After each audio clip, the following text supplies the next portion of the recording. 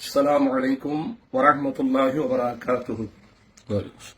প্রিয় দেশবাসী, দূরে এবং কাছে, যে যেখান থেকে, যে দেশ থেকে আপনারা দেখছেন, আশা করি মহান রব্বুল আলামিনের অশেষ দয়ার মেহেরবানিতে ভালো আছেন। আল্লাহ সবাইকে ভালো রাখুক। আমি এখন ওমরা হজ করার জন্য মক্কায় মুআজ্জামায় এসেছি, মদিনায় পাকে এসেছি। এমনি অসুস্থ, তবে ভারাক্রান্ত মন নিয়ে জাতির এই ক্রান্তি লগ্নে বিশৃঙ্খল এই পরিবেশে কিছু নসিহত জাতির কাছে পৌঁছে দেওয়া ইমানি দায়িত্ব মনে করছি। প্রাণপ্রিয় দেশবাসী, প্রাণপ্রিয় ইসলামী ভাই বোনেরা, আপনারা জানেন আমি কয়েকবার সরকারের কাছে আমি যে দাবি জানিয়েছিলাম, প্রধানমন্ত্রীকে লক্ষ্য করে বলছিলাম যে অনতিবিলম্বে ছাত্রদের যৌক্তিক দাবিগুলো অতি তাড়াতাড়ি শীঘ্রই মেনে নেওয়া হোক। তাদের দাবিগুলো পিছনে যথাযথ যুক্তি রয়েছে। এই যে কোঠা, এগুলো সম্পূর্ণ বৈষম্যতা। আমি কয়েকবার বলছি, বৈষম্যতা, আইনের বৈষম্যতা, বর্ণের বৈষম্যতা, শিক্ষাক্ষেত্রে বৈষম্যতা, চাকরির ক্ষেত্রে বৈষম্যতা, এক কথায় বৈষম্যতা। এটা ইহুদি নাসরার স্বভাব, কালচার।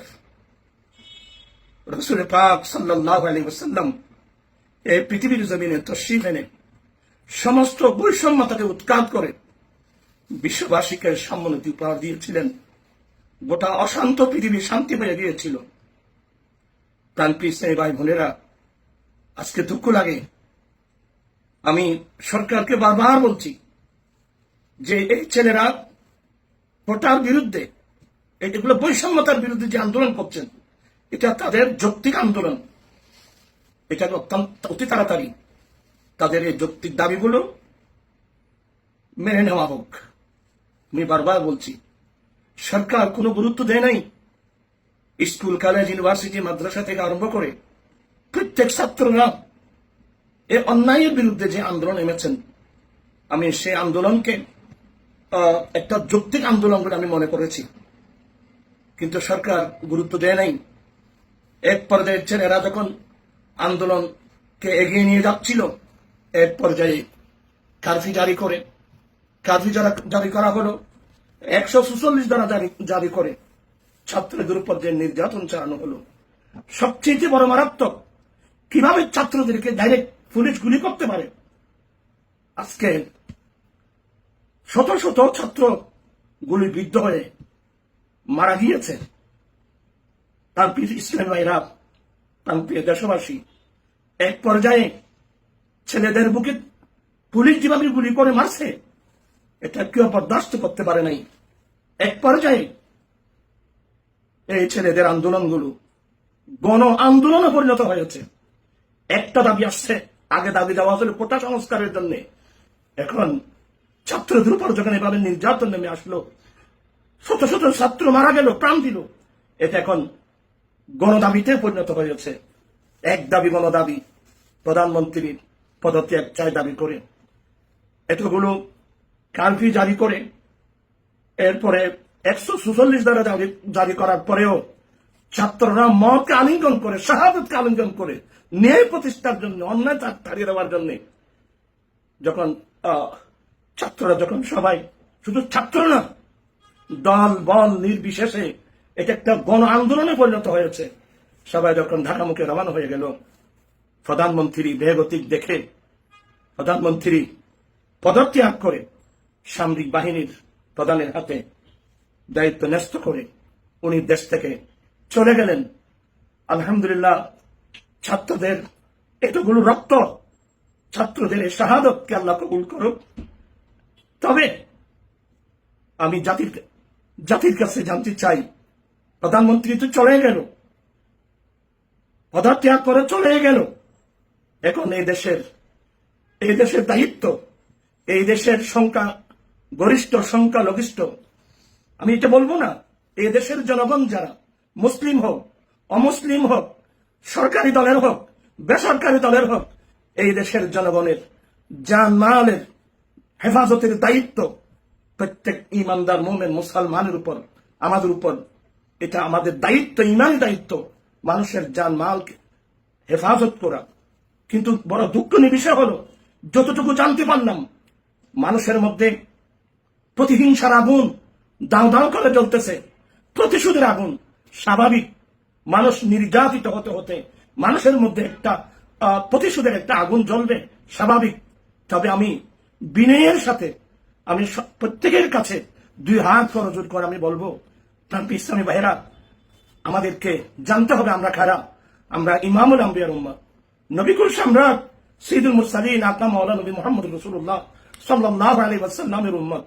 আমার নবীর আদর্শ কি ছিল, আমার নবীর শিক্ষা কি ছিল, আমরা ভুলে গেলে এই প্রতিশোধ নেওয়ার আগুনের সামনে যদি আমরা সরকার আলম সাল্লাল্লাহু আলাইহি ওয়াসাল্লামের আদর্শের কথা যদি ভুলে যাই, আমরা দুনিয়াতেও প্রশ্নবিদ্ধ হব, কিয়ামতের মাঠে আল্লাহ রাসূলের কাছে জবাবদিহি করতে হবে। প্রাণপ্রিয় দেশবাসী, প্রাণপ্রিয় ইসলামী ভাইয়েরা, আপনি যে দলের হন, আমি বিনয়ের সাথে বলছি, আপনারা আলেম না হলেও, যারা আলেম ওরা তো ভালো জানেন, আলেম না হলেও আমরা জানি এই যে রাসূল পাক সাল্লাল্লাহু আলাইহি ওয়াসাল্লাম আল্লাহর নির্দেশে মক্কার জমিনে ইসলামের দাওয়াত দিতে এসে, ইসলাম প্রচার করতে এসে কিভাবে নির্যাতিত হয়েছিলেন। শুধু আমার রাসূল নন, নবীর কলমা যারা পড়েছিল তারা এই মক্কার কাফের, মুশরিক, ইহুদি নাসারা সবার আক্রমণে এমন নির্যাতিত হয়েছিল, তাদের উপর নির্যাতনের স্টিম রোলার চালানো হয়েছিল। এক পর্যায়ে আপনারা জানেন, ইতিহাস যারা জানেন, কোরআন হাদিস যারা পড়েছেন, রাসূল পাক ইসলামের নির্দেশে একবার নয় দুইবার মক্কা থেকে হাবশ শহরে মুসলমানদেরকে হিজরত করতে হয়েছিল। তৃতীয়বারের মধ্যে আল্লাহর নির্দেশে রাসূল পাক সাল্লাল্লাহু আলাইহি ওয়াসাল্লাম সহ সমস্ত সাহাবা ইকরাম যারা নবীর কলমা পড়েছিলেন, সবাই মক্কায় মুআজ্জামা জন্মস্থান ত্যাগ করে ঘর বাড়ি ব্যবসা বাণিজ্য সব ফেলে আল্লাহ রাসূলকে রাজি করার জন্য, নিজের জানমাল ঈমান হেফাজতের জন্য মক্কা ত্যাগ করে মদিনায় চলে যেতে হয়েছিল। ইতিহাস আপনারা আমার চেয়ে আরো ভালো জানেন।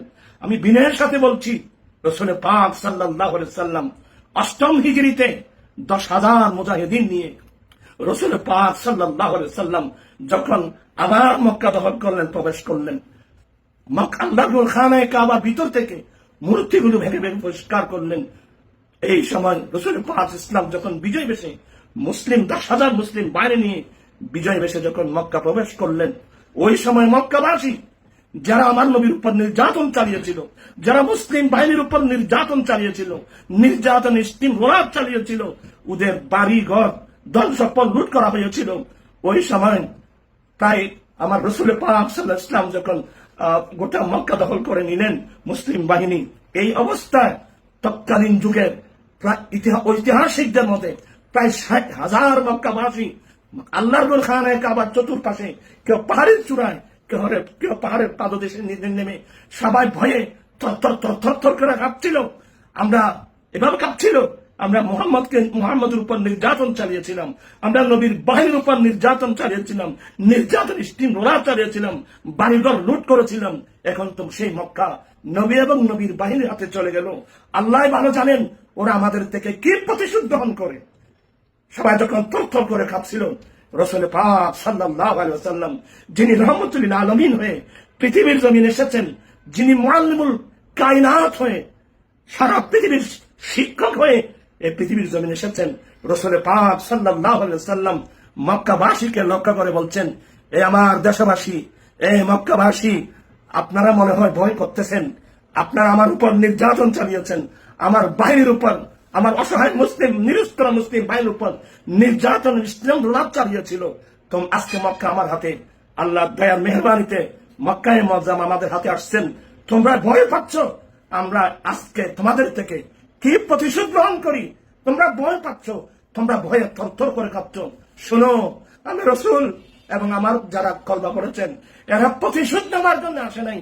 এই মুহূর্তের মধ্যে আমি রাসূল তোমাদেরকে সেই সংবাদ দেব, ওই কথা বলবো, সেই উত্তর দেব যে উত্তর হযরতে সাইয়েদনা ইউসুফ আলাইহিস সালাম নিজের ভাইদেরকে দিয়েছিলেন। আপনারা তো জানেন ঈসা আলাইহিস সালামের ভাইরা ঈসা আলাইহিস সালামের উপর কত বড় নির্যাতন চালিয়েছিল।